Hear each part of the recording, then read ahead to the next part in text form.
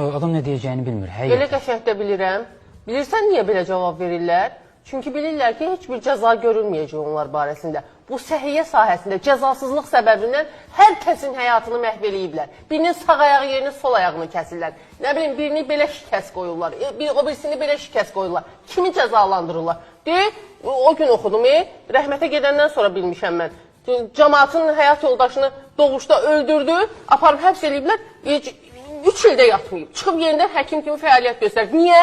Niyə insanların həyatı bu qədər ucuzdur? Ay Səhiyyə Nazirliyi, məhkəməyə verin nədir? Səhiyyə tibbi ekspertiza, nə bilim nə? 1000 dənə qurumunuz var, nə işə yarayır? Bu ölkədə səhiyyədən çox adına qurum olan bir şey yoxdur. Təbibi var, osu var, busu var. Kimsə şikayət edəndə bir adam tapmırsan yaxasından yapışmağa. Cəmaatın balasını şikəst qoymuşsan, sabah da o ana ola bilməyəcək. Bu haqqını onun əlindən almışsınız. Nə haqla?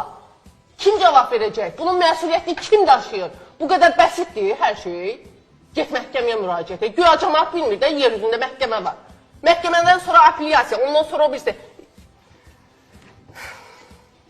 Yəni çox burada insan həyatı yoxdur, cəza yoxdur. Səhiyyə sahəsində cəzasızlıq hökm sürür. Ona görə də hamısı belədir. Ayaqları isti yerdədir, ağızları isti yerdədir. Uşağın gələcəyini məhv eləyirlər, deyir get məhkəməyə müraciət elə. Öz balanız olsun, görüm o cavabı verirsiniz. Qoyun da özünüz.